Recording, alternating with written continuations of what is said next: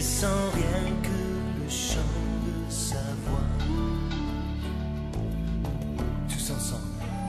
Je suivrai mon Seigneur et mon Maître, sans jamais m'éloigner de ses bras, sans que rien ici-bas ne m'arrête, et sans rien que le chant de sa voix.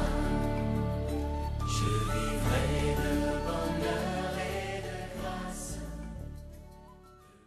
Dans Matthieu 1, au verset 18. Matthieu 1, et à partir du verset 18.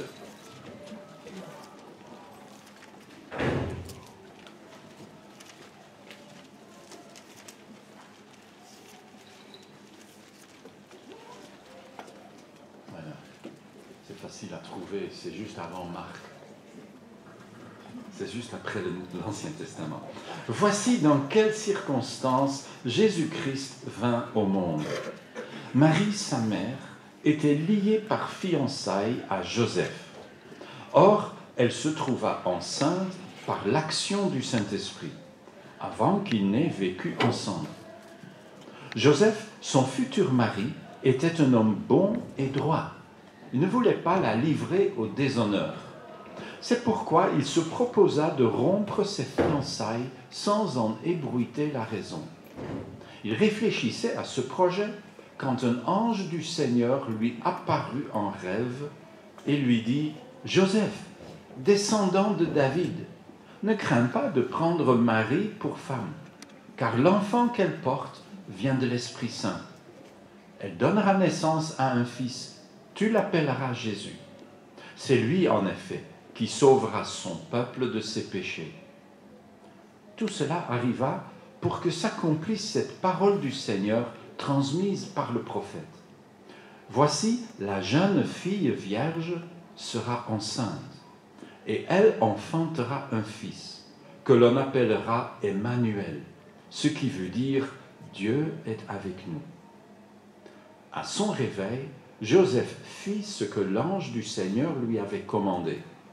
Il prit sa fiancée pour femme, mais il n'eut pas de relation conjugale avec elle avant qu'elle ait mis au monde un fils, auquel il donna le nom de Jésus.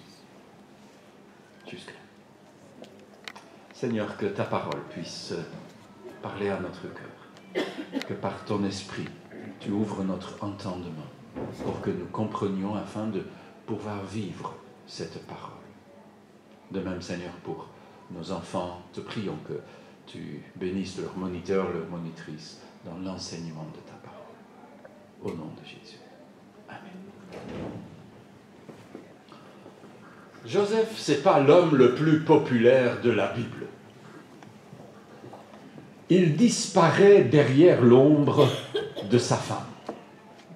C'est Marie qui reçoit tous les honneurs. Joseph, on a l'impression, est là pour faire de la figuration. Il ne compte que pour du beurre. C'est comme ça, aujourd'hui, dans beaucoup de séries télévisées. Je ne sais pas si ça vous a déjà frappé. Faites attention. Le nombre de commissaires au féminin dans les séries détectives. On dirait qu'en France, parce que ces séries sont françaises en général, on dirait qu'en France, tous les commissariats ont une commissaire féminine qui est assistée de quelques détectives masculins qui font tant bien que mal leur boulot, mais bon, on a l'impression que ce ne sont pas des lumières. Heureusement qu'il y a la commissaire. Il y a ainsi des séries télévisées, je pense à ce qui apparaît à la télé chez nous, juste après le journal télévisé, où tu as un couple, une femme intelligente qui mène sa famille, et qui a un homme, c'est un véritable abruti. Il est là tout juste pour travailler un peu, bon, on ne le voit jamais travailler, mais bon, on imagine que quand même, et pour le reste, il s'amuse, il se divertit. C'est comme ça, apparemment, qu'on voit les choses aujourd'hui. Féminisme aidant, l'homme, ce n'est plus très important. Et quand il ne joue pas son rôle, il est à l'avant de la scène pour attouchement et tout le reste.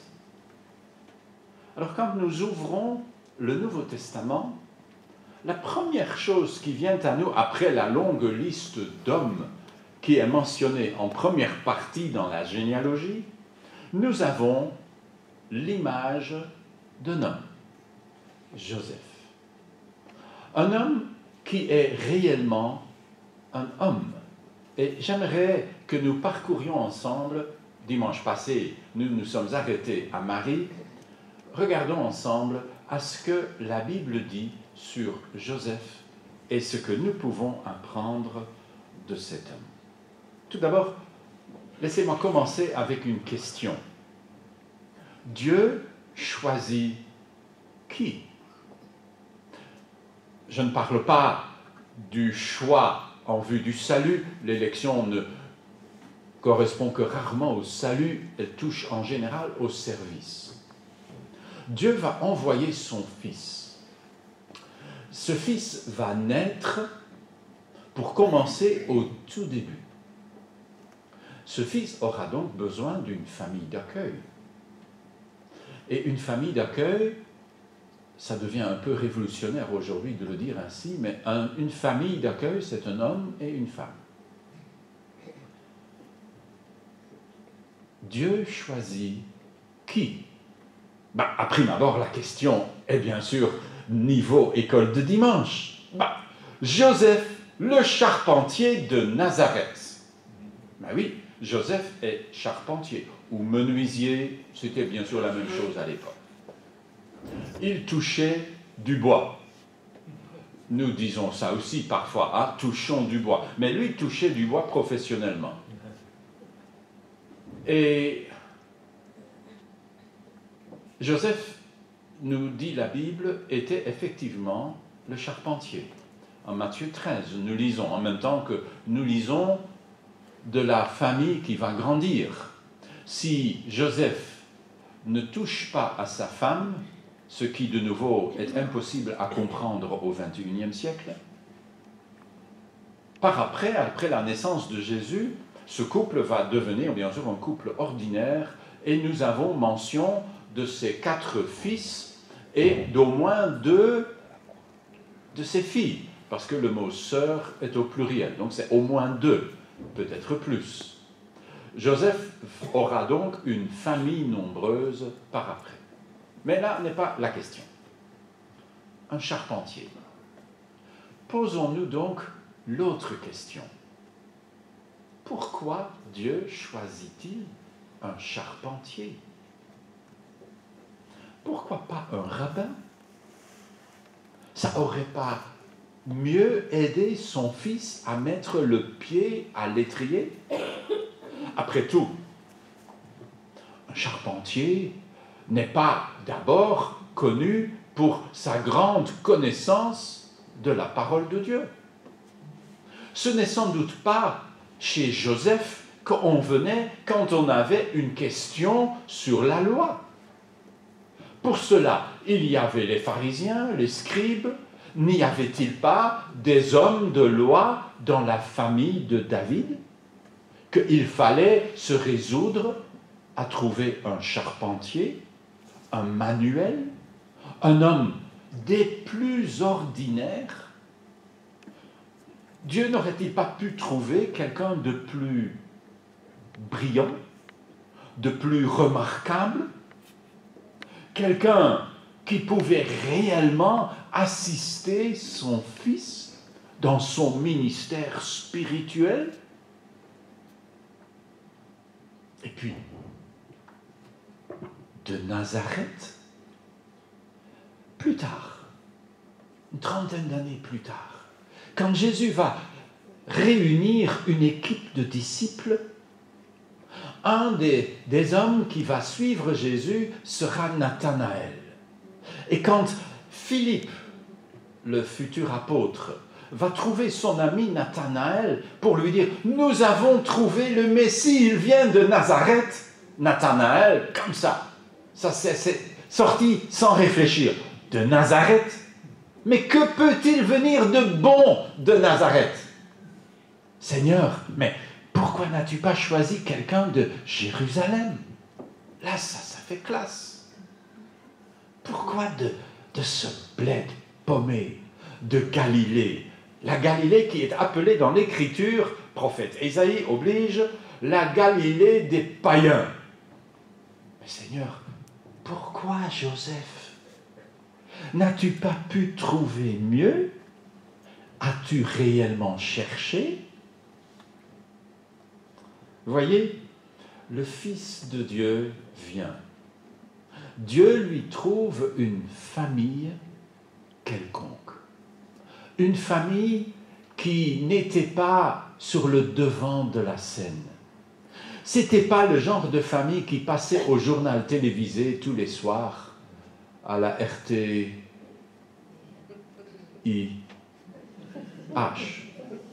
La radio-télévision d'Israël en hébreu. C'était une famille sans aucune chose à remarquer. Une famille 13 à la douzaine.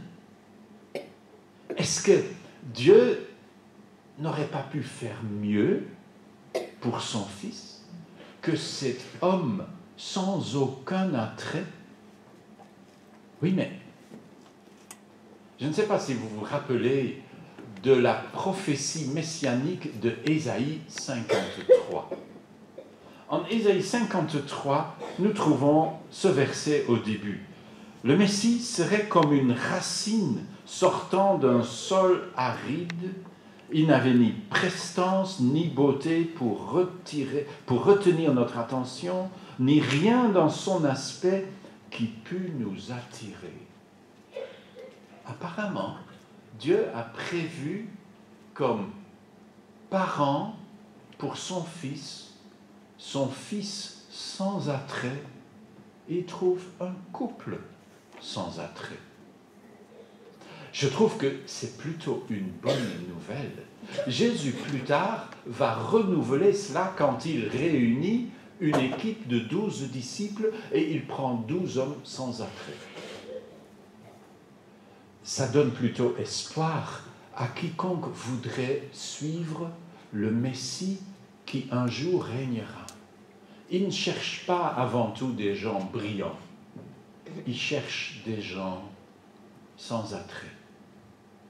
Il ne cherche pas la perle rare, mais il prend la perle commune. Il prend des gens comme vous et moi. Des gens rien à dire. Des gens dont on ne parle jamais. Voyez, quand Dieu cherche un père pour son fils, Dieu ne cherche pas ce que le monde cherche. Le lointain ancêtre de Joseph est le roi David. Mais vraiment loin, dans tous les sens du mot. Et quand le prophète Samuel doit oindre le futur roi d'Israël dans la famille d'Isaïe, Isaïe fait passer ses 7 fils, les uns encore plus beaux que les autres, et quand Samuel voit le premier, il dit « Ah, c'est celui-là !» Et Dieu lui dit « Pas trop vite. » L'homme regarde à ce qui frappe les yeux, mais l'Éternel regarde au cœur. Vous voyez, Dieu cherche un homme selon son cœur. L'homme, selon Dieu, est un homme selon le cœur de Dieu. Dieu ne cherche pas l'extérieur, les apparences, ce qui frappe les regards, ce qui impressionne les gens. Dieu regarde au cœur. L'homme dont Dieu peut se servir et dont il veut se servir, c'est un homme selon son cœur. Alors laisse-moi poser une question aux hommes que nous sommes à quelques-uns ici. Qu'est-ce qui est important pour toi? Ton look? Ton job? Ta réputation? Ta baraque? Ta bagnole? Tes réussites? Qu'est-ce qui compte dans ta vie? C'est la réponse honnête à cette question qui détermine quel genre d'homme tu es dans ton cœur. Tu cherches à impressionner qui? Ta femme? Peine perdue, elle te connaît à fond. N'essaye même pas. Tes copains? Tes collègues? Tes voisins? Essaye d'impressionner Dieu. Alors il faut commencer à gratter sa tête et se dire, mais qu'est-ce qui impressionne le Seigneur?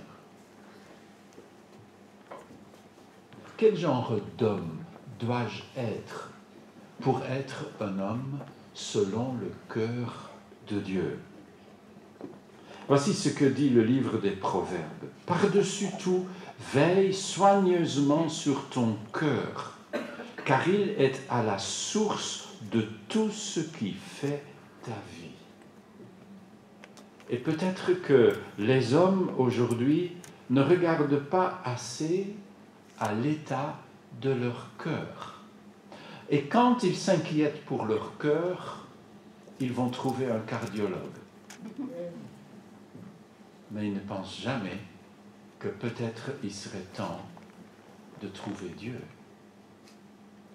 Voici ce que Salomon, plus sage de tous les hommes avant Christ, voici ce que Salomon a conseillé à son fils. Alors, son fils n'a pas tenu compte de ça. Son fils était un idiot. Il n'était qu'un petit roi de Juda. Mais voici ce que Salomon, dans sa sagesse, avait prévu. Peut-être que son fils a été plus impressionné par les actes de son père, ce père aux 1000 épouses, qu'à ses paroles. Mais voici les paroles, et celles-là sont inspirées. Il écrit ceci, Proverbe 3. « Mon fils, n'oublie pas mes instructions, et que ton cœur retienne mes commandements, car ils rallongeront tes jours et ajouteront des années à la durée de ta vie et t'assureront le bonheur. Que l'amour et la fidélité ne te fassent jamais défaut. Attache-les autour de ton cou, grave-les sur les tablettes de ton cœur, et tu obtiendras la faveur de Dieu et des hommes. Tu auras la réputation d'être un homme de bon sens. Mets ta confiance en l'Éternel de tout ton cœur et ne te repose pas sur ta propre intelligence. Cherche à connaître sa volonté pour tout ce que tu entreprends et il te conduira sur le droit chemin. Ne te prends pas pour un sage. Crains l'Éternel et détourne-toi du mal. Ce sera une bonne médecine qui t'assurera la santé du corps et la vitalité de tout ton être. Honore l'Éternel en lui donnant une part de tes biens et en lui offrant les prémices de tous tes revenus. Alors tes greniers regorgeront de nourriture et tes cuves déborderont de vin. Tu veux être un homme, un vrai? Regarde à Joseph. Voilà un homme selon le cœur de Dieu. La Bible nous dit qu'il fut un homme bon et droit. Littéralement, le texte dit « il fut un homme juste ». Mais je pense que les traducteurs n'ont pas totalement tort d'ajouter le mot « bon » pour donner une coloration au mot « juste ». Voyez, des justes, il y en avait beaucoup en Israël. Je pense à ces justes qui un jour ont entouré Jésus, traînant avec eux une femme attrapée en plein adultère, que par miracle, elle avait d'ailleurs fait toute seule, parce qu'apparemment, il n'y a pas l'homme.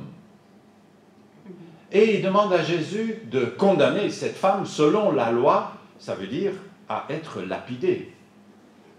En fait, pour être tout à fait exact, la loi dit que les deux devaient être lapidés. Mais bon, comme toujours, l'homme apparemment échappe encore assez facilement. Des justes. Ah, la loi, c'est la loi. À mort. Tu es d'accord? Vous voyez, Joseph est un homme juste, mais pas comme ça. C'est pour ça qu'on a traduit un homme bon et droit. Un juste comme Dieu est juste. Vous voyez, Dieu n'est pas avant tout dans les affaires pour condamner les gens. Que dit l'Écriture? Femme, où sont ceux qui t'ont accusé? Personne ne t'a condamné? Moi, je ne te condamne pas non plus. Ainsi, il n'y a plus de condamnation à ceux qui sont dans le Christ Jésus. Non, Joseph est un homme selon le cœur de Dieu. Ce n'est pas quelqu'un qui commence par condamner. Ce n'est pas quelqu'un qui est avant tout imbu de sa propre honneur. Il y a beaucoup de gens aujourd'hui qui ont une honneur qui est grande comme la tour Eiffel. Mon ami, leur honneur, si tu bafoues leur honneur, tu as les foudres d'aujourd'hui jusqu'à la fin des temps. Voici un homme tel que Dieu est. Il découvre sa femme qui prend du ventre. Et ce n'est pas parce qu'elle a mangé trop gras. On comprend bien qu'il y a autre chose qui est un peu particulière aux dames. Qu'est-ce qu'il va faire? Imaginez que Joseph eût été musulman. Imaginez une famille musulmane. Non, pas encore une famille. Ils ne sont pas encore ensemble. Ils ne sont que fiancés. Ils n'ont pas encore mis la charrette avant les bœufs. Ça, ce n'est pas totalement compréhensible au XXIe siècle. Mais à cette époque, on croyait encore à l'importance de la virginité avant le mariage. Ça devrait peut-être encore être le cas. Mais la question n'est pas là. Voilà que Marie est manifestement enceinte. Et Joseph a un problème. Joseph musulman, vous croyez que Marie aurait survécu? Pas une seconde. Elle aurait été traînée devant le tribunal populaire et elle aurait été lapidée sur le champ. Mon honneur. Elle a bafoué mon honneur. Ma fiancée a couché avec quelqu'un d'autre. Ce n'est pas la réaction de Joseph. La réaction de Joseph est tout autre. Et il faut bien comprendre ce qu'il dit. Parce qu'on pourrait comprendre, lui, il se tire, facile. C'est toujours comme ça chez les hommes. Ils mettent une fille enceinte et quand il faut commencer à assumer, eux, ils sont déjà 10 km plus loin. Ni vu, ni connu. Vous savez, cette semaine, on nous a dit qu'en Belgique, une famille sur 3 est une famille monoparentale. C'est essentiellement des femmes et elles ont extrêmement difficile à nouer les deux bouts. Où sont les hommes? Où sont les mauviettes qui les ont mis enceintes? Où sont ces pères absents?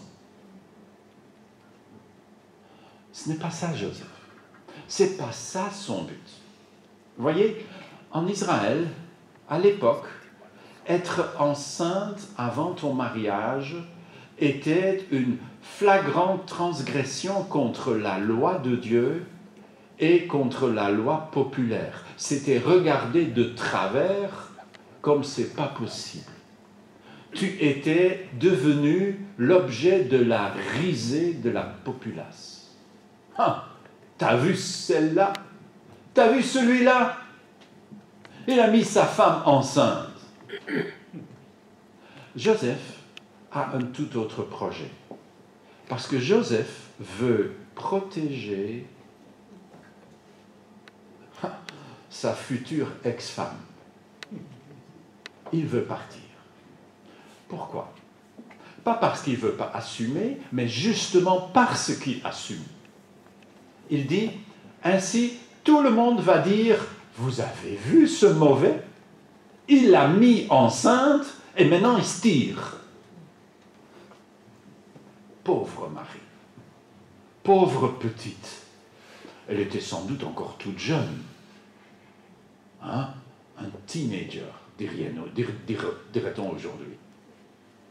Vous voyez, le projet de Joseph, c'est de faire en sorte que Marie ne soit pas exposée au déshonneur, mais que tout le déshonneur lui tombe dessus.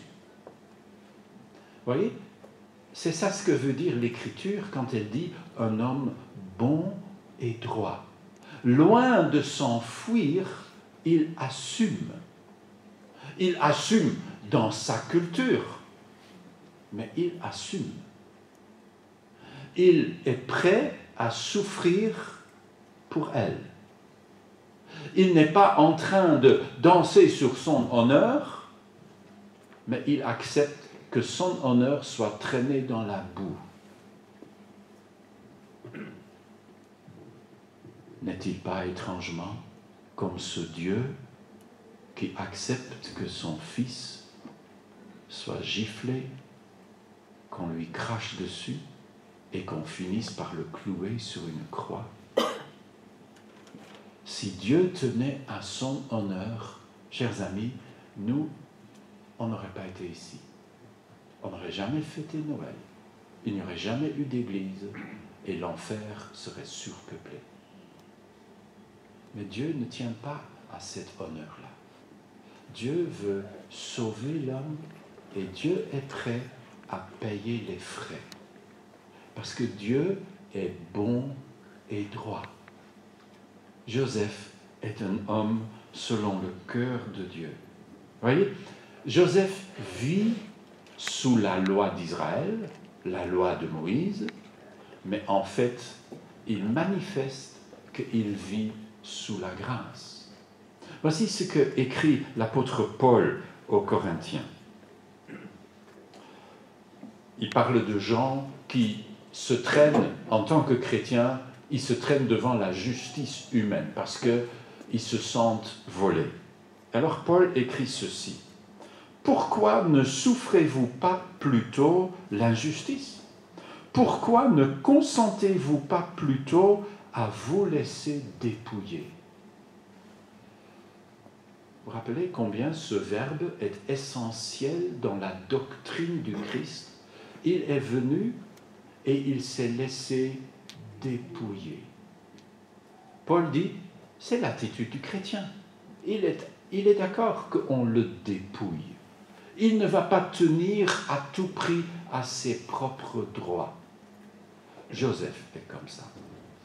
Il n'insiste pas sur ses droits, mais il prend soin de celle qu'il aime. Non, manifestement, ce n'est pas une histoire de musulmans. Alors, il décide de partir. Et voilà, enfin, on serait tenté de le dire, enfin, que Dieu décide de le mettre au courant. Pourquoi Dieu ne l'a-t-il pas mis au courant plus tôt? Pourquoi l'a-t-il fait passer par ces semaines horribles où il voit devant ses yeux qu'il est cocu et que vraiment il va être la risée des gens? Pourquoi est-ce que Dieu ne peut pas agir plus vite? Vous ne vous posez sans doute pas la question parce que chez vous, Dieu agit toujours avec une rapidité éclair. Non, non, chez nous c'est pareil. Dieu semble parfois d'une patience à toute épreuve. Et nous, ça nous aiderait qu'il soit un peu plus rapide. je pense que ce qui arrive à Joseph, c'est ce qui arrive à nous. Et ce qui arrive à toute personne que Dieu accepte pour fils ou pour fille. Dieu le met à l'épreuve. Dieu veut voir ce qu'il y a dans son cœur. Alors Dieu patiente pour voir. Et je pense que ce qu'il a vu l'a plutôt satisfait. Cet homme est un homme selon son cœur. Alors, il prend Marie pour femme. Chers amis, combien de mariages, actuels ou futurs, ne seraient pas transformés si au cœur de ce mariage se trouvait un homme à l'image de Joseph. Cherchez, mesdames, non, si vous êtes déjà mariés, c'est trop tard. Mesdemoiselles, ils sont rares. Ils ne trouvent pas facilement. Ils sont plutôt rares. Ils ne sont pas nécessairement très bling-bling, comme Joseph n'était pas très bling-bling. Mais on peut trouver, chercher et prier. Alors, Joseph, fils de David. Joseph, cet homme qui va avoir une tâche comme aucun homme n'a jamais eu. Et en même temps, comme pratiquement tous les hommes ont couramment. Il doit éduquer son fils. Ça, c'est ordinaire. L'extraordinaire, c'est que son fils, adoptif, sera l'homme le plus important qui ait jamais vécu sur cette planète. Un homme extraordinaire, le fils du Dieu Tout-Puissant. Et Dieu le lui confie pour l'éduquer. À Marie aussi. Je n'oublie pas Marie, mais Marie reçoit plus qu'assez d'attention.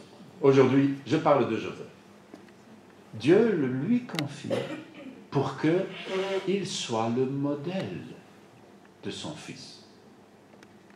Tout fils suit le modèle et commence avec le modèle parental. C'est comme ça. Si vous voyez des fils voyous, vous savez d'où ça vient.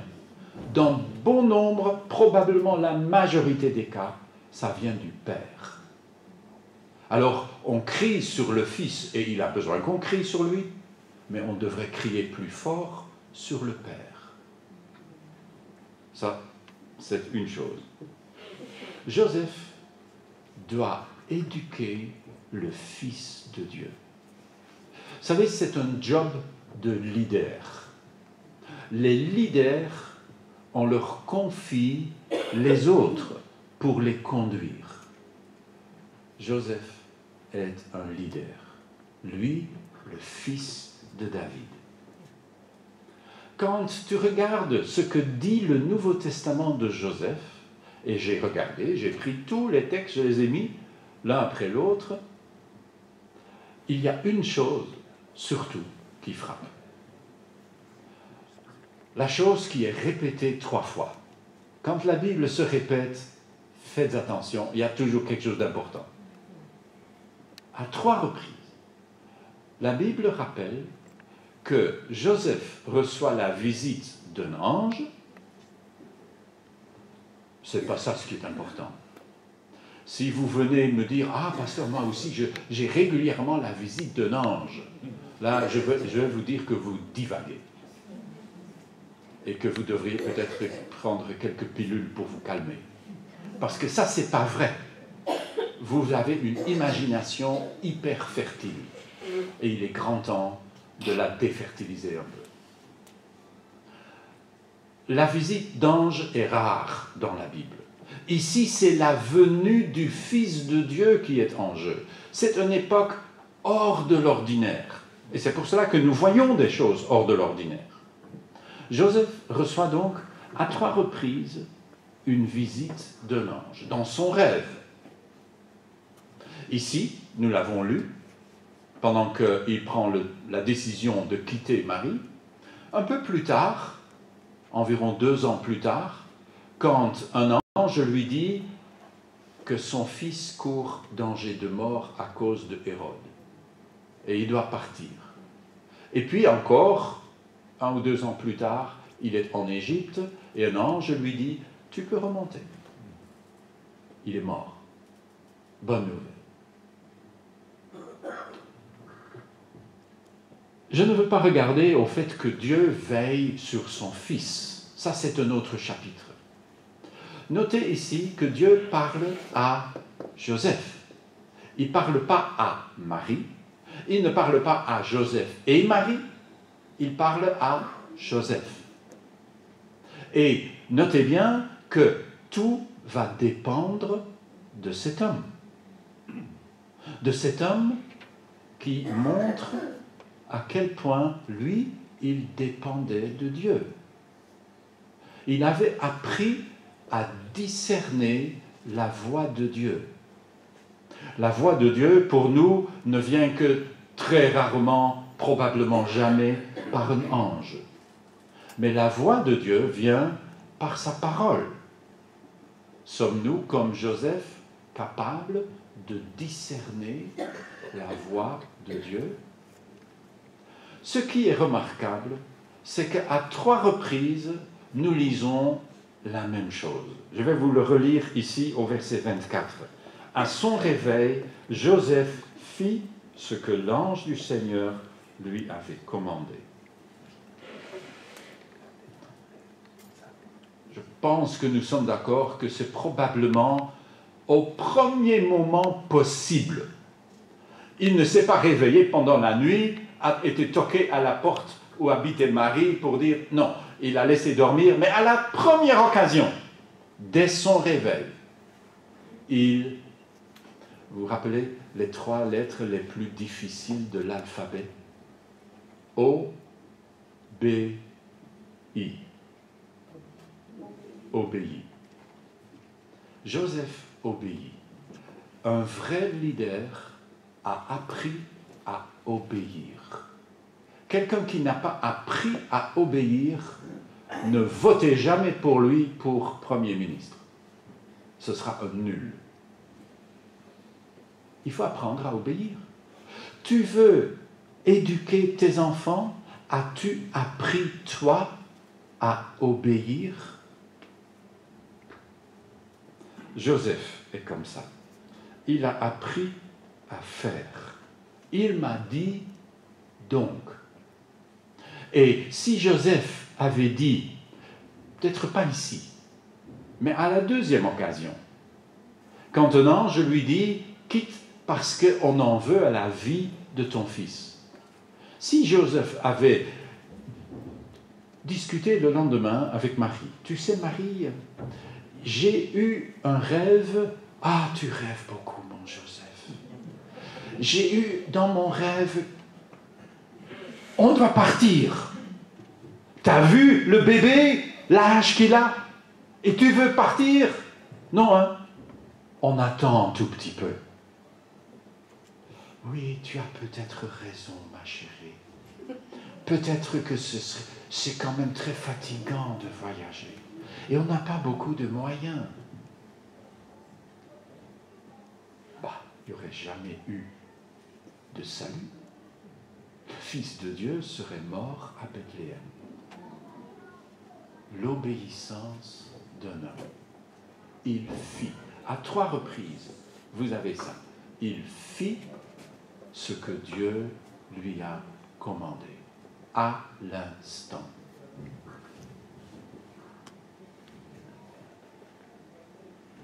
Nous sommes tous, bien sûr, dans une certaine mesure, des leaders. Parce que, à nous tous, ou presque, Dieu, tôt ou tard, a ou va confier des enfants. Et à nous, la responsabilité de les préparer pour leur place dans le monde.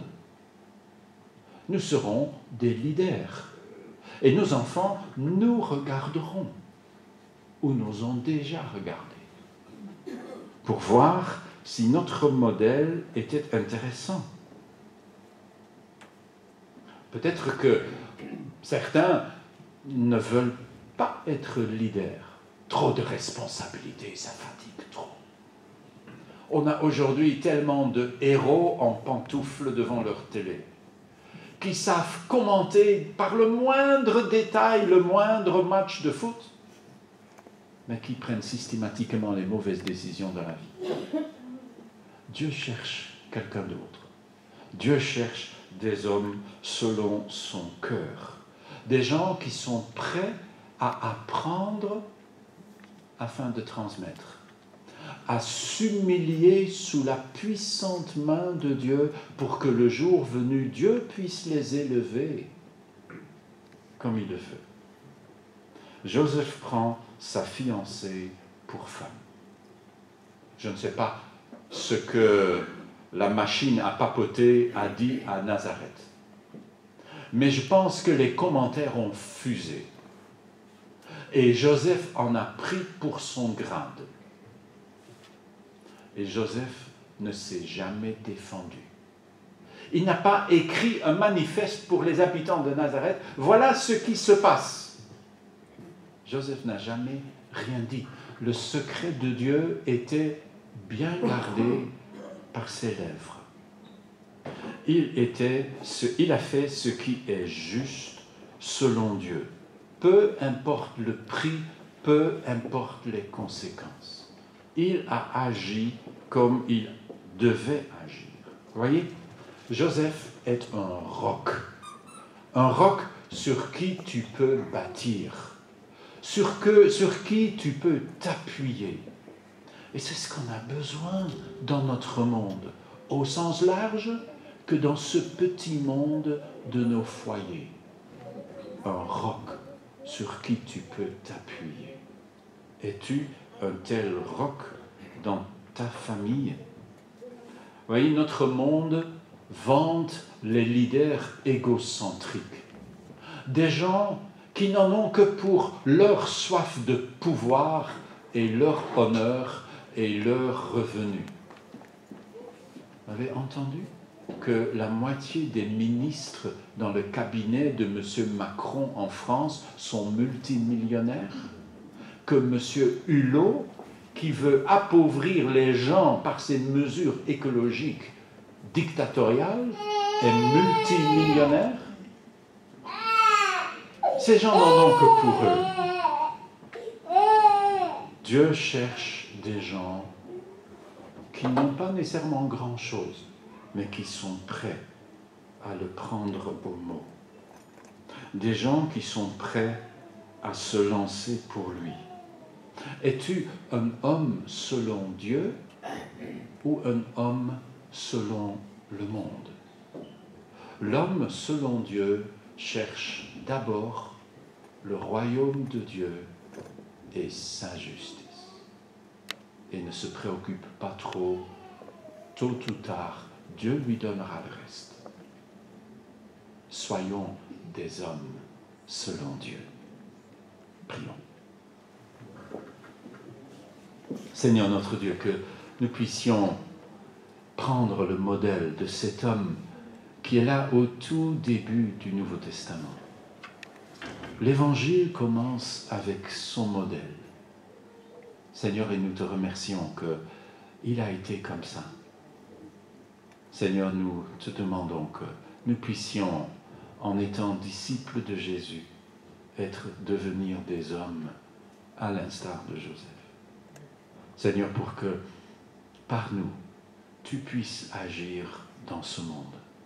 Peut-être que nous ne devons pas faire des choses qui seront connues par tout le monde, mais que là où tu nous plantes, que là nous puissions vivre pour toi, agir pour toi, être un roc, pour que d'autres puissent s'appuyer sur nous.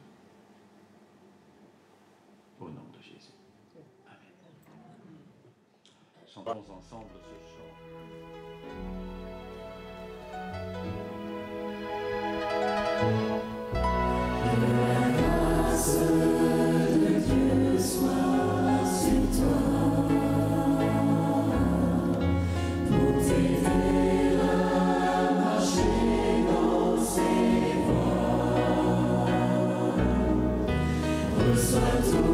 son